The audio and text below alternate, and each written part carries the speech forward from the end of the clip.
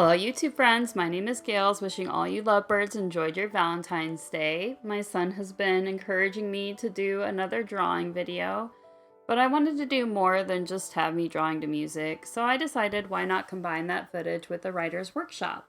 In honor of Valentine's Day, I decided to do a writer's workshop about writing better romance. If you're curious to see what I consider to be good romance, then feel free to listen. However, if you're just here for the drawing and don't want to hear the discussion, then feel free to mute the audio.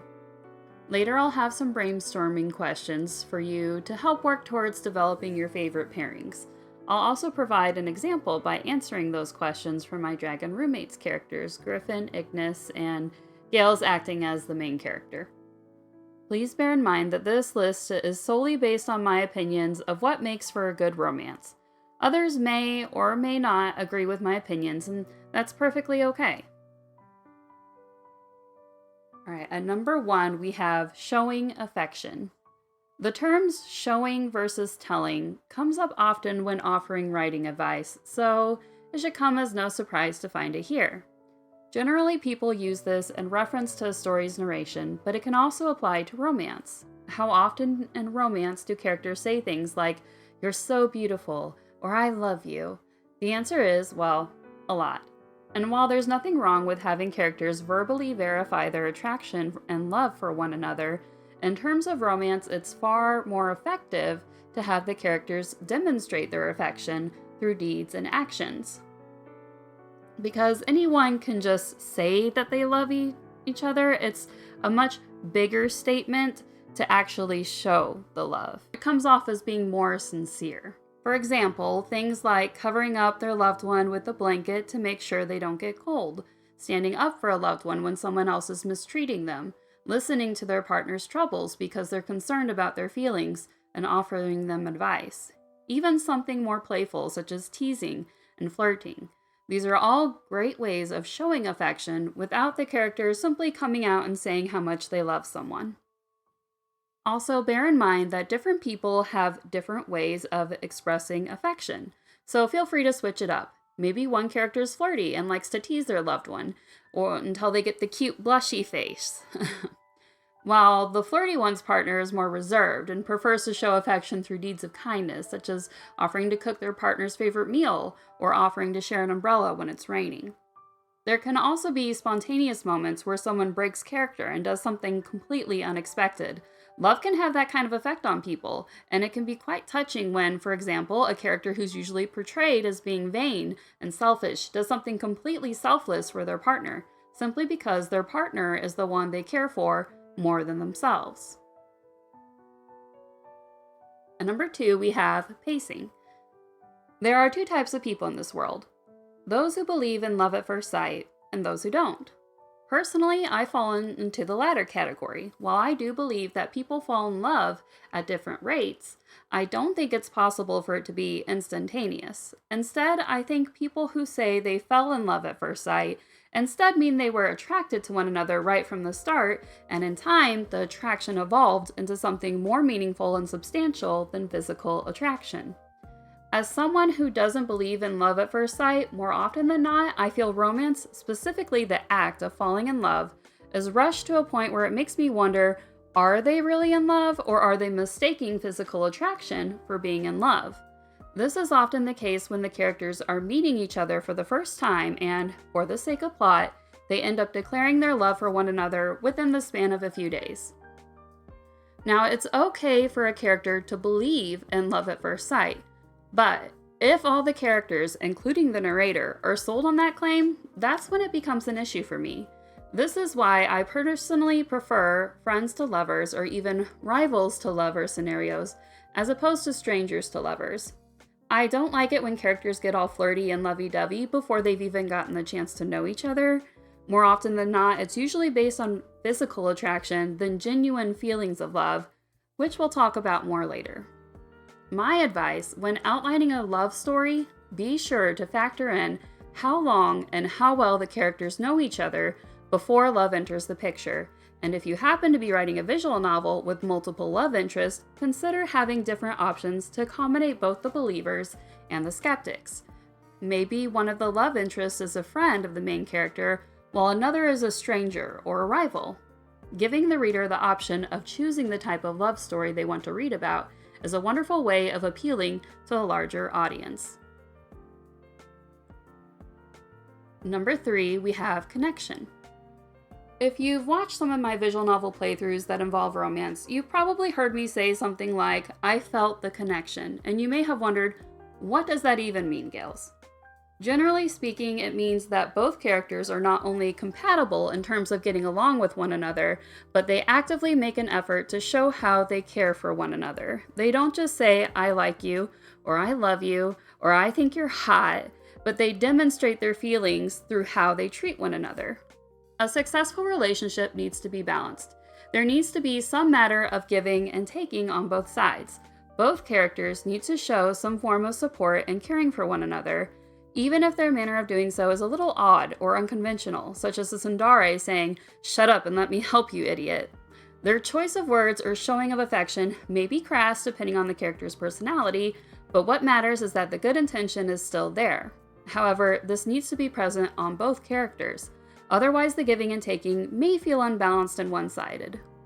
This unbalanced issue surfaces a lot in wish fulfillment scenarios, where the main character is overly spoiled, being treated like a prince or princess, where their love interest is doing all the giving without the main character offering them anything in return, to a point where they feel more like a servant than a love interest, which often leads me to question, why is the love interest doing this? Why do they love this particular person when their support and kindness isn't being returned?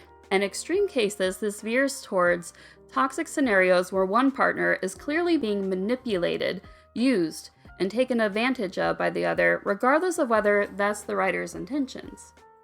This is why it's important to balance the give and take, having both characters show genuine feelings of love and concern for one another, so that readers can sense the connection between them. Their reasoning for wanting to be together because they are benefiting from the relationship, rather than sacrificing themselves for love that isn't truly being reciprocated. Number 4 is depth. Whenever two characters meet for the first time in romance, it's not uncommon for there to be some form of physical attraction to one another, regardless of whether they're willing to admit it or not. And that's perfectly fine, so long as they're being respectful about it, unless you want them to come off as a creep. However, as the characters spend time getting to know one another, the relationship needs to extend past the "he's so hot, she's so beautiful, they're so cute," before love can enter the picture. Otherwise, the romance is going to feel superficial and shallow. There needs to be more to them liking each other's physical appearances, things such as personality, compatibility, loyalty, devotion, how they show their affection, overcoming hardships together, admiration for a skill or talent, even cute little quirks like the way they snort when they laugh. These are all signs that the characters' feelings for one another are going under the surface level. Of course, it's going to take time before the characters can get to see and explore these little details about their love interests, which is why the timing of a romance is so important. If love is coming into the picture, there needs to be more than just lustful attraction if the romance is to be viewed as something real and substantial. The physical attraction and verbal affirmations can still be present so long as the love is going beyond just that. Number 5 is growth.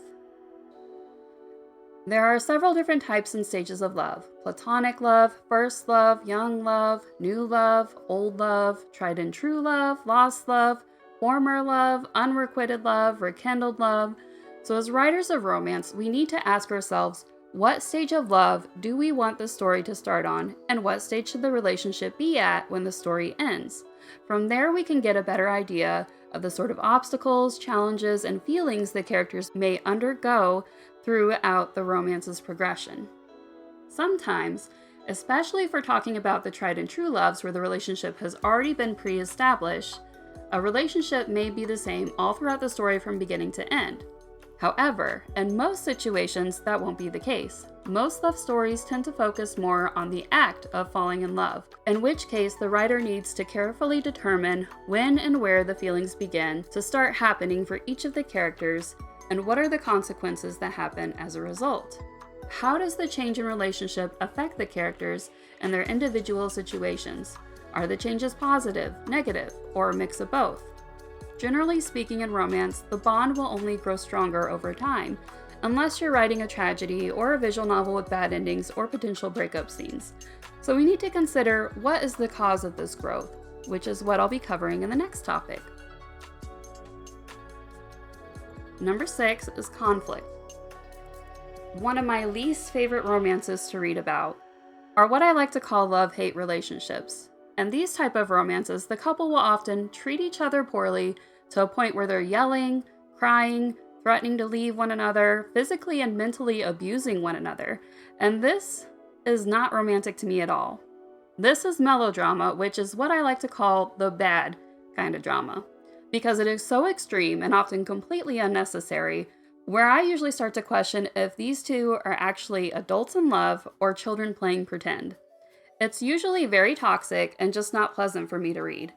At the very least, I hope that the couple can get to a healthier place before the story's end, because they're clearly going to need a therapist or something in order to make this relationship work. Often I feel that writers try to incorporate this type of scenario in order to spice the story up by adding conflict between the love interests, whereas, in my opinion, the alternative and better solution to this is to create conflict outside the relationship opposed to conflict that happens within. Then it becomes less of a us against each other type of situation and more of an us against the world. Instead of pitting the couple against each other, give them some obstacle or challenge they can overcome together. This can help strengthen their bond as opposed to threatening its existence. It can be something as simple as relatable as earning enough money to pay for their wedding, or something grand as saving the world from destruction. Now, that's not to say that couples have to agree on everything. Even healthy couples may get into occasional dispute, but the difference is instead of walking out on each other, they accept and respect one another's differences and seek a way to compromise so that no one feels they're being ignored or taken advantage of. Number 7 is about avoiding toxicity. There are many words and situations that could fall into this category, but some of the most common ones that I see popping up in romance are things such as manipulation, obsessiveness, possessiveness, mental instability, excessive jealousy, guilt tripping, physical and mental abuse, gaslighting, sexual harassment, and slave and master type scenarios. Now, I'm not saying there aren't people out there who would enjoy reading about these types of scenarios. I'm just saying a normal, healthy relationship isn't going to have these things. And if you do want to incorporate these elements into your story, then just be clear that this isn't going to be your typical love story. Maybe consider adding them to a list of trigger warnings, as they may not be something your readers are interested in or consider to be romantic. I know I certainly don't hope for these things when I go to read a romance. So when they pop up without warning, my response is typically going to be a negative one. Number 8 is communication. Ask someone who's been in a successful relationship, and I'm sure they'll tell you that communication is of utmost importance. The same goes for characters. Let your characters show some vulnerable moments where they talk about their feelings. Let them discuss about the relationship they're in, where they see themselves going in the future. How do they define their relationship? What are some of the boundaries they and their partner have set up for themselves? By letting your characters open up about the relationship, sharing these moments of intimacy with the readers, it will help establish the amount of depth and thought that was put into the romance and the relationship. Confirming this is more than just a fling, but something that the characters are hoping will last. Or maybe it starts off as a casual relationship and eventually evolves into something more meaningful. By letting your characters communicate with one another, you'll also be filling in the reader so that everyone is on the same page and there can be no mistaking how the relationship is currently defined and where the characters want it to go in the future. Number 9 is independence. When two characters enter a relationship in romance, it can become easy to lose sight of them as individuals. So sometimes, as romance writers, we need to remind ourselves that though a relationship can be clearly defined, that doesn't mean that the relationship defines who the characters are. The characters should still retain their individuality and independence outside the relationship. Even if the characters didn't end up together or were to be driven apart due to various circumstances, their worlds aren't going to end. Avoid playing up on the he, she needs him, her. He, she can't live without him, her. I assure you they can. Their life will still have meaning regardless of whether they're single or not. Many people go all their lives without being in a serious relationship, getting married or starting a family, and they're perfectly happy and content living that way. There's nothing wrong with being single. Avoid having one character's life revolve around another, because that's borderlining toxic levels of obsession and dependence. Even happy, healthy couples don't want to be around each other 24/7. So, in order to be more realistic, remember to give your characters space and time to themselves and don't lose sight of who they are as an individual. Their partner may be a significant part of their life, but that doesn't mean their life is defined by them. It may change their attitude or perspectives in some ways, but they're still the same individual they were before the relationship. Number 10 is realism. If you want to write a romance that's realistic and relatable, avoid using fictional movies, television, anime, Harlequin novels, or other pop culture relationships as references or sources of inspiration. These sorts of relationships are often exaggerated, shallow, misrepresentative, and unrealistic, as they were intended to sell love stories in order to make money as opposed to conveying love that's genuine and relatable. Instead, it's better to draw upon real-world relationships, either from your own experience or perhaps that of a close friend or family member. If you know of a couple that's been together for several years who are open to talking about their relationship, ask them things like, how did you meet? How did you fall in love? When did you fall in love? What sort of hardships did you have to overcome together to make it last? What advice would you offer to other couples? Things like that.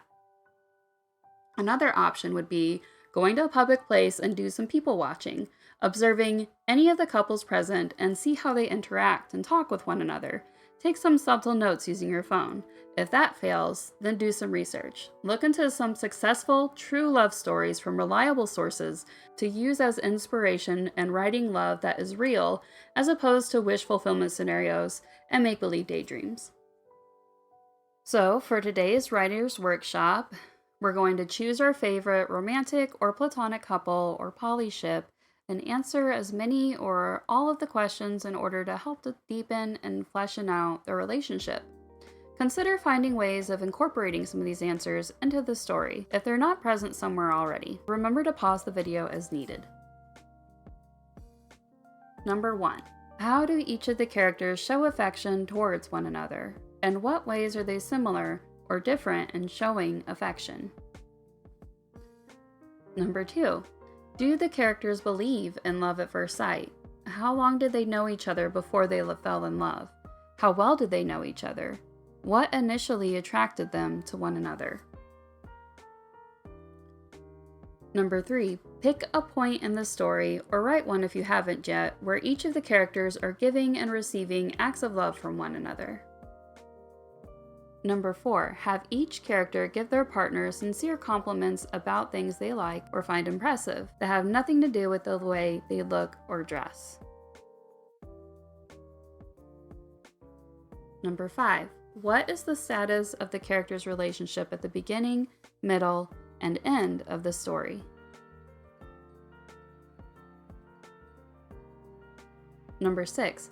What is an obstacle or challenge that the characters are able to overcome by working together? Or write a short story about an obstacle or challenge for them to overcome. Number 7. Are there any moments in the story that could be viewed as toxic by some readers? Number 8. Write a conversation in which the characters discuss how they feel about the current status and future of the relationship, as well as any boundaries they establish out of respect for one another.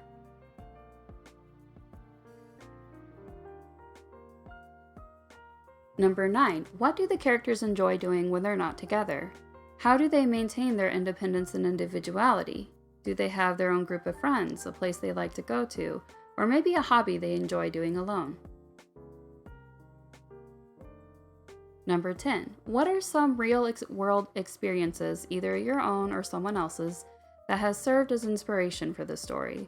Or consider writing a scene that's inspired by a personal experience. Now, as a bonus, I wrote a short interview type of scene with my Dragon Roommates characters in order to serve as an example for answering the above questions. Enjoy! What are we doing again? It's a writer's workshop. Where are the examples? I'll read the questions aloud, and we'll all take turns answering them. Oh, okay. Yeah, bring it. First question, how do you show affection for your partner? You seem confident. Why don't you go first, Griff? Well, I'm not usually one to brag, but I do most of the cooking around here, so I like to make sure I know everyone's personal preferences when it comes to food, though as a personal trainer, health is important to me, so I don't just give them what they'd like to eat, but whatever I consider to be a well-balanced meal plan incorporating all our wants and needs equally. I also make sure Iggy and Gales are getting enough fresh air and exercise, otherwise those two introverts would do nothing but sit on the couch playing video games all day, I don't doubt. Hey, we do more than that, Griff. I'm just teasing. Which is another way you show your affections too. You just love to tease Iggy and me. Maybe, but can you blame me? You're both just so adorable when you get all flustered and embarrassed. Alright, Iggy, how do you like to show your affection? Me? I don't know. I'm not very good with expressing myself with words. No, but you're a really good listener. You're sweet and considerate, like when I came home from that bad date and you let me lay my head in your lap while I vented about the bad day I was having, remember? Of course. That was the first time we kissed. You look so sad and lonely. I wanted to help you take your mind off of it, to let you know you weren't alone. Well, you certainly took my mind off of it, all right. Yeah, sorry. Guess my timing could have been better. No, I'm glad. You turned a bad day into a wonderful new beginning. I can answer how Gale shows affection. Oh? Similar to Iggy, you're a good listener, and you also give really good advice. You're also quick to step in whenever Iggy and I get into a disagreement about something. I just want all of us to get along and be happy. Exactly. You're quite good at playing the role of peacemaker. Agreed. Gales always gives me good advice, and I find her pep talks to be rather inspiring at times. She makes me feel braver and more confident. And she reminds me not to push myself beyond my limits or be too hard on myself. Aw, you guys are making me blush. Alright, let's move on. Question number 2 is, do you believe in love at first sight? Iggy can go first this time. Gales and Griffin are the only two people I've ever felt that way about, and I've known them both for years. I guess it might happen for some people, but not for me. Which makes sense, especially considering you're demisexual, Iggy. Right. I don't really feel any physical attraction to anyone aside from my partners. I'm only attracted to people I care about, after we formed a connection. It also took me a little longer to feel the connection with Griffin than it did with Gales, which made me hesitant about the whole polyamory thing at first. But I can feel it now, and I wouldn't have it in any other way. I'm not sure who I started liking first, emotionally speaking, but I'm the exact opposite of Ignis in that I feel physically attracted to, well, most people really. But Gales and Iggy are special in that they're the first people I was friends with before I decided to make a move on them. Though, admittedly, it was mostly due to the fact that Ignis was too inexperienced to realize I was flirting with him, and I didn't meet Gales until the three of us became roommates, and by then I'd figure I should keep my hands to myself if I valued our friendship. Though, I'm happy to say our relationship hasn't damaged our friendship. I'm optimistic we can make this work. You kinda danced around the question there, Griff. Oh, right. I guess I don't believe in love at first sight, but I do believe in physical attraction at first sight. I feel the same way as Griff. Admittedly, I didn't really think of either Ignis or Griffin as anything more than friends until they made the first moves by kissing me. Even then, it took me about a month before I confessed my love for them. I mean, I cared about them as friends, of course, but I don't think that's the same thing. Anyway, moving on. Question number 3 is, recall a moment when we gave or received an act of love from one another. Oh, I know. Like when Ignis and Gale surprised me with their date at the lake, and even agreed to run around the trail with me, even though running isn't their favorite activity. We still had fun trying something new, though. There was also the time Griffin made that meal for me that contained a whole bunch of apple dishes. I guess I never properly thanked you for that, Griff. I suspect he had ulterior motives for that, though. What do you mean? Hey, there's no point in lingering in the past. Come on, let's move on to the next question, Gales. Alright, question number 4. Give your partner sincere compliments that have nothing to do with the way they look or dress. I'll go first this time. Griffin always takes good care of Ignis and me. He's a hard worker who genuinely cares about his friends, wanting to make sure they're happy and healthy. I also really admire his confidence and optimism. And Ignis is so creative and clever and skilled, he's too humble to show his artwork off in person, but I'm quite proud of him for chasing after his dreams and becoming an artist. It's not an easy career path, but he decided to stick with it because he enjoys it. I admire him for that. Alright, my turn. Gales is so patient and understanding. She's one of the few people who not only accepts me, but makes me feel loved and wanted in spite of all my flaws. And Griffin, even though we fight all the time, he's always the first person to apologize and make things right. He's considerate, funny, open-minded, always full of life and willing to try new things. It's no wonder he has so many friends and clients who look up to him. Sometimes I wish I could be more like him, to be honest. Don't say that. You have a lot of good points too, Iggy. You're loyal, affectionate, kind, gentle, considerate, have a good sense of integrity. Not to mention totally adorable when you get all shy and red-faced. I'm pretty sure adorable falls into the looks category, Griff. Oh, right. Well, all the rest will count anyway. As for things I like about you, Gales, I think I admire your leadership and organization skills the most. I'm a little chaotic and all over the place at times, so it's nice to have someone more down to earth to help me keep me on track. You're also pretty calm and chill. Just have this relaxed vibe about you. I'm totally into that. You're making me blush again. Let's keep moving. Question 5 is about defining our relationship. Well, Gales and I have known each other since she was a kid and I was a baby dragon newly hatched. My parents helped raise you, and then we met Griffin when we decided to move out, and we all moved into this house together. I was Ignis's personal trainer, and I met Gales through him. The 3 of us became roommates, and then a couple years later is when we started dating. And now we're in a polyamorous relationship. That pretty much sums it up, I think. Alright, next question. Number 6. What is a challenge that we overcame by working together? Well, aside from making the polyamorous thing work, we live together, so naturally we all have jobs to help pay the bills. We also have our own chores to do around the house. I do most of the cooking, while Iggy and I help out with the cleaning. Our lives may not be as thrilling as what you'd find in the old tales about dragons, but we still manage to find ways of having fun and excitement. Living with Griff is more than enough excitement for me. Ditto. What's that supposed to mean? Alright.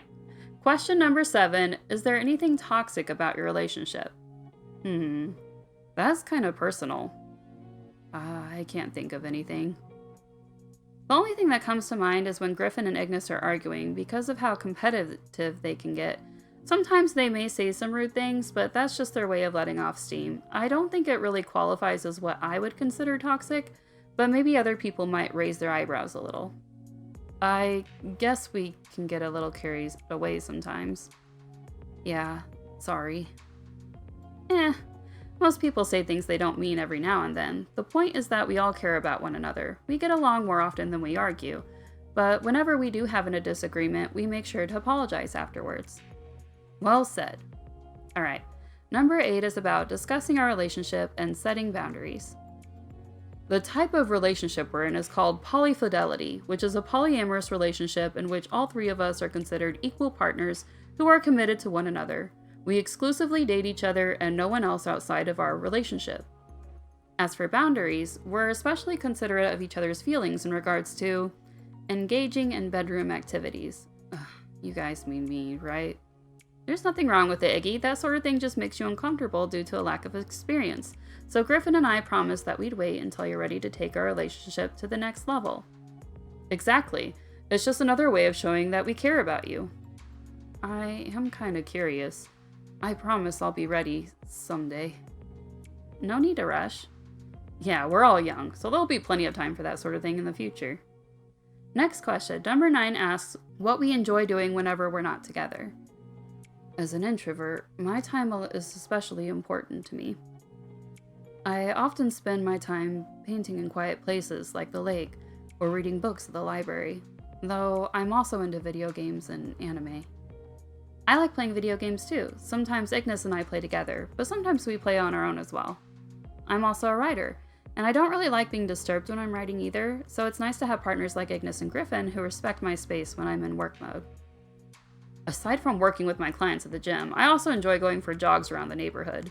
Though I still intend on making Gills come with me sometime. Don't think I haven't forgotten.